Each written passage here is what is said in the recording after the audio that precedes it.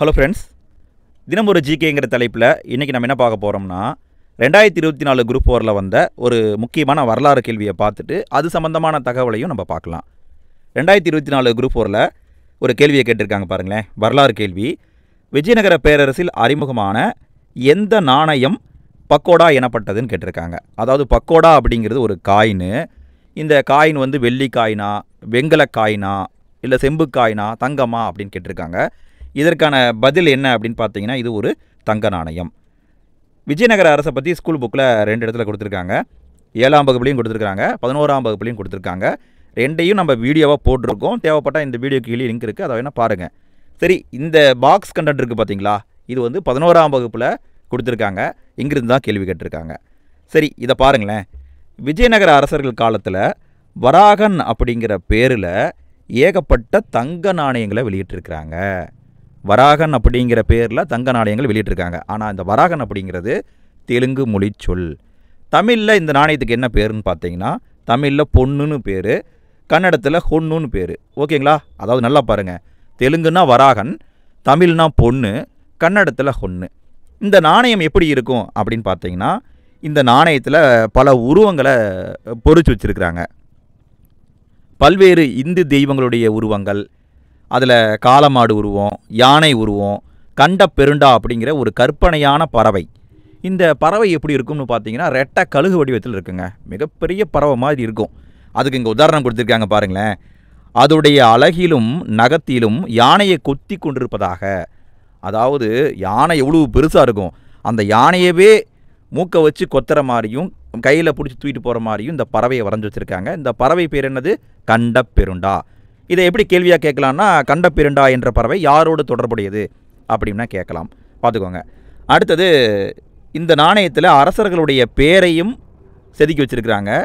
அரசனுடைய பேராக இருந்தால் அதை நகரி மொழியிலையும் கன்னட எழுத்து வடிவத்திலையும், ஒன்று நகரி யூஸ் பண்ணியிருப்பாங்க, இல்லைன்னா கன்னட மொழியை யூஸ் பண்ணியிருப்பாங்க.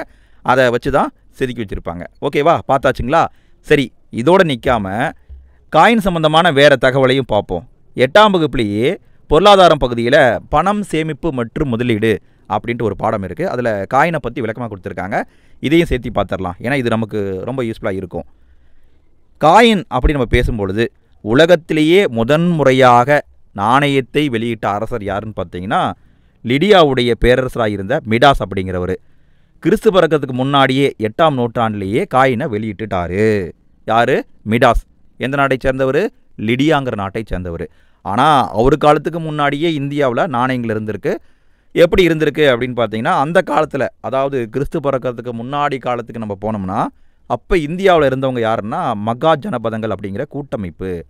அதாவது சின்ன சின்ன அரசுகள்லாம் சேர்ந்து ஒரு கூட்டமைப்பாக சேர்ந்துருப்பாங்க. அதுதான் மகா ஜனபதங்கள். அவங்க ஆட்சி கிறிஸ்து பிறக்கிறதுக்கு முன்னாடி இந்தியாவில் நடந்துக்கிட்டு இருந்தது. அவங்க காலத்தில் நிறைய நாணயங்களை வெளியிட்டிருக்கிறாங்க. என்னென்ன நாணயங்கள் அப்படின்னு பார்த்தீங்கன்னா, பூரணாஸ் அப்படிங்கிறது ஒரு நாணயம், கர்சப்பணம் அப்படிங்கிறது ஒரு நாணயம், பனாஸ் அப்படிங்கிற ஒரு நாணயம். இந்த பேரெல்லாம் பாருங்கள், ரொம்ப முக்கியம். இதெல்லாம் எப்போ விடப்பட்டு இருந்ததுன்னா, கிறிஸ்து பிறக்கிறதுக்கு முன்னாடி 6ஆம் நூற்றாண்டிலேயே வெளியிட்டுக்கிட்டு இருந்தாங்க. அடுத்தது மௌரியர் காலத்துக்கு வர்றோம். மௌரிய காலத்துலேயும் தங்க நாணயம், வெள்ளி நாணயம், தாமிர நாணயம் எல்லாத்தையும் வெளியிட்டிருக்கிறாங்க. ஆனால் அதில் உருவங்கள் எதுவுமே அதிகமாக இல்லை. எப்படி வெளியிட்டிருக்கிறாங்கன்னா, துளையிட்டு வெளியிட்டிருக்கிறார்கள். யார்? மௌரியர்கள்.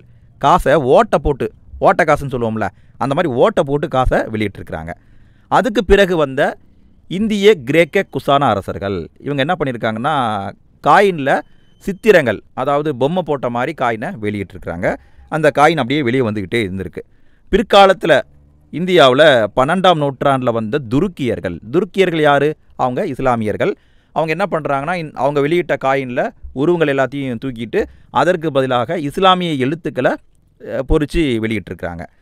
இந்த துருக்கியர்கள் தான் காயினை வந்து வகைப்படுத்தியும் விட்டுருக்குறாங்க. தங்க நாணயம், வெள்ளி நாணயம் இதெல்லாம் பார்த்தீங்கன்னா காஸ்ட்லி. தங்கம் வெள்ளியெல்லாம் காஸ்ட்லி இல்லையா? அப்படி காஸ்ட்லியாக வெளியிட்டால் அதற்கு என்ன பேருன்னு பார்த்தீங்கன்னா டங்கா அப்படின்னு பேர். டங்கா நாணயம் சொல்லுவாங்க. அதுவே தாமிரத்தாலான காசை வெளியிட்டாங்கன்னா அதற்கு ஜிடால்னு பேர். ஓகேங்களா?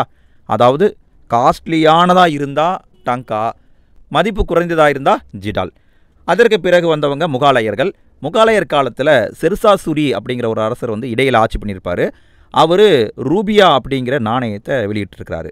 ரூபியா அப்படிங்கிறது வெள்ளி காசு. எவ்வளோ வெயிட்டு கொண்டது? 178 கிராம் எடை கொண்ட வெள்ளி நாணயம். அதை வெளியிட்டவர் யார்? ஷெர்ஷா சூரி. அந்த நாணயம் அடுத்து ரொம்ப ட்ரெண்டிங் ஆச்சு. அது மட்டும் இல்லாமல் அவர் பைசாங்கிற காசையும் வெளியிட்டிருக்கிறாரு. பைசா அப்படிங்கிறது 40 தாமிர துண்டுகளை கொண்டது. ஓகேங்களா? அப்போ ஷெர்ஷா சூரி வெளியிட்டது 2, ஒன்று ரூபியாவையும் வெளியிட்டிருக்கிறாரு, பைசாவையும் வெளியிட்டிருக்கிறாரு. அதற்கு பிறகு முகலாயர்கள் வராங்க. முகலாயர்கள் நாணயத்தை வெளியிட்டு தான் இருந்தாங்க.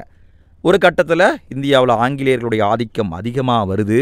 அப்போ என்ன பண்ணுறாங்கன்னா 1717 முகலாய பேரரசாக இருந்த பார்க் சாயர் அப்படிங்கிறவர் என்ன பண்ணிவிட்டாருன்னா, காசை நாங்கள் பிரிண்ட் பண்ண வேணாம்ப்பா, ஆங்கிலேயர்களே நீங்களே பிரிண்ட் பண்ணி விடுங்கப்பா, எங்கள் காசை நீங்களே பிரிண்ட் பண்ணி விடலாம் அப்படிங்கிற பர்மிஷனாக கொடுத்துட்டாரு.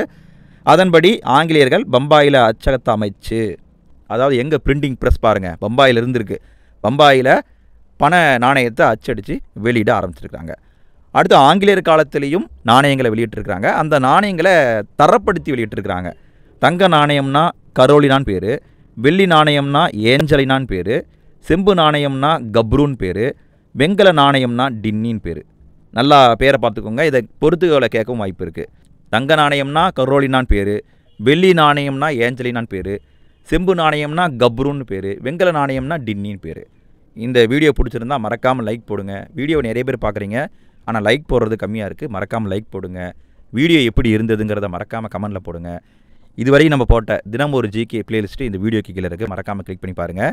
இப்போ எண்டு ஸ்க்ரீனில் இன்னொரு வீடியோ வந்திருக்கும், அதை கிளிக் பண்ணுங்கள். அந்த வீடியோவில் மீண்டும் நம்ம பேசுவோம்.